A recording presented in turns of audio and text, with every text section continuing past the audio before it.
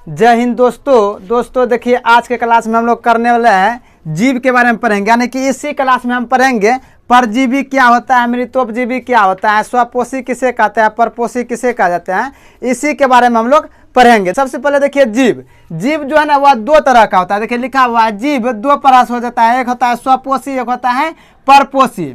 अब स्वपोषी किसको कहते हैं, परपोषी किसको कहते हैं, उसी की बात को समझते हैं। स्वपोषी जो खुद से अपना भोजन बनाए उसी को स्वपोषी कहेंगे।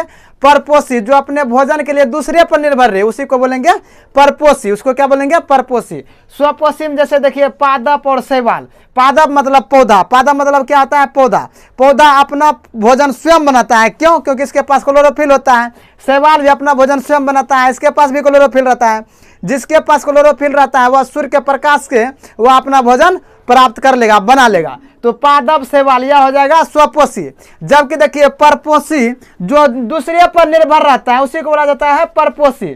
तब देखिए परपोषी चार तरह से होता है।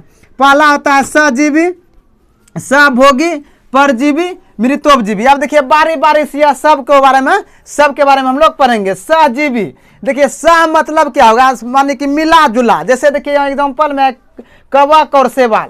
कवक मतलब हो गया गोबर छत्ता, शैवाल तो दोनों करते हैं, जो कदली होता है वह दोनों क्या करता है, दोनों मिलकर अपना भोजन बनाता है। जब कवक और शैवाल मिलता है तो लाइकेन बनता है। क्या बनता है, लाइकेन। तो लाइकेन क्या करता है, यह दोनों क्या करता है, जैसे कि कवक या जो है ना नमी प्रदान करेगा किसको, शैवाल को।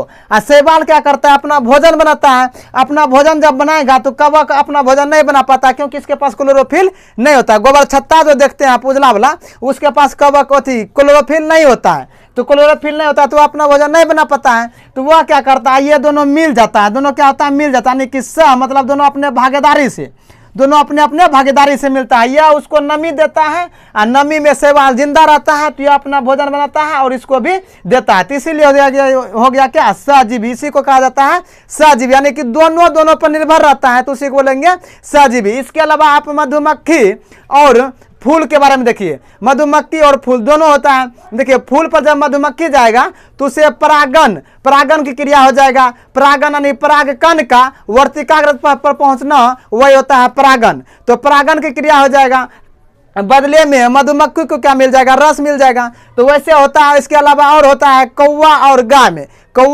में। देखिए गाय में क्या होता है, कौन में जो मैली फंसा रहता है उसको कौवा नोच के निकाल कर खा लेता है। तब देखिए उसको आराम मिल गया, गाय को आराम मिल गया, कौवा को भोजन मिल गया। तो सजीवी दोनों मिलजुल कर काम किया। उसके बाद देखिए सभोगी में देखिए एग्जाम्पल में लिखा है अधिपादप क्या होता है, जैसे देखिए पुराना गाछ रहेगा ना, पेड़ पौधा पुराना रहेगा तो उसके ऊपर पे एक पौधा अलग से लग जाता है। उसी के लिए देखिए लिखा अधिपादप यानी कि उसके ऊपर पौधा। इसमें क्या होगा, जिसमें देखिए एक को लाभ होगा, दूसरा को कोई इफेक्ट नहीं पड़ेगा। यानी देखिए उसके पुराना जो पौधा था उसके ऊपर जब एक अलग से पौधा आ गया तो वह पौधा अपना भोजन बनाएगा, अपना खाएगा, अपना पिएगा, कोई दिक्कत नहीं होगा। वह दूसरे पौधे को हानि भी नहीं पहुंचाएगा। अब देखिए तीसरा है परजीवी। तीसरा क्या है, परजीवी। इसमें क्या होता है, एक को लाभ होगा दूसरे को हानि होगा, एक को लाभ होगा दूसरे को हानि होगा। जैसे अमरबेल, खटमल जो रहता है वह हम लोग को देखिए जैसे काट लेता है तो खून पी लेता है, तो हानि हो गया, एक को हानि हुआ दूसरे को लाभ हो गया। अमरबेल में क्या होता है, वही अमरबेल जो पीला आप देखिएगा किसी पौधे के ऊपर वह अलग से पूरा ऊपर उस पर जाली तरह बना रहता है। तो वह क्या करता है, अमरबेल वह जो पौधा बनाता है अपना भोजन, उसी पौधे का भोजन यह खा लेता है। अब देखिए वह पौधा या उसका भोजन खा लेगा तो दूसरे का हानि हो जाएगा।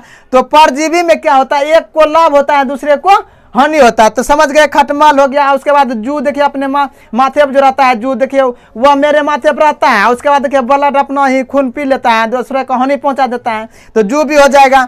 उसके बाद देखिए मृतोपजीवी में क्या होता है, एक को लाभ होगा दूसरे को कोई पता नहीं, मतलब कोई उस पर जो ना कोई मतलब उसका असर नहीं पड़ेगा। जैसे मृतोपजीवी जो सड़ा गला चीज पर निर्भर रहेगा, जो सड़ा गला चीज से अपना भोजन प्राप्त करेगा उसी को बोला जाता है मृतोपजीवी। जैसे चील, कौवा, गिद्ध यही सब आ जाएगा। गिद्ध, कौवा में देखिए जैसे गाय सब मर जाती है तो वह उसका भोजन खा लेता है, सड़ा गला चीज। तो इसीलिए मृतोपजीवी जो मरे गले चीज पर निर्भर रहता है, अपना भोजन बनाता है, वही होता है मृतोपजीवी। तो इस क्लास में हम पढ़े जीव के बारे में। जीव था स्वपोषी, परपोषी। स्वपोषी जो अपना भोजन बनाता है, परपोषी जो दूसरे पर निर्भर रहता है। परपोषी में हम 4 तरह से पढ़ लिए, सजीवी, सभोगी, परजीवी और मृतोपजीवी। सजीवी होगा जो किसी को हानि नहीं पहुंचाएगा, दोनों को लाभ होगा, वह हो जाएगा सजीवी। उसके बाद सभोगी, एक को लाभ होगा, दूसरा को कोई इफेक्ट नहीं पड़ेगा, वही हो गया परजीवी। एक को लाभ होगा, दूसरे को हानि पहुंचाएगा। और चौथा जगह मृतोपजीवी, एक को लाभ होगा, दूसरा को कोई इफेक्ट नहीं पड़ेगा। तो यही था आज के क्लास में हम लोग जो पढ़े सजीवी, स्वपोषी, परपोषी के बारे में। आज के क्लास में इतना ही, मिलेंगे किसी नए वीडियो के साथ, तब तक के लिए जय हिंद।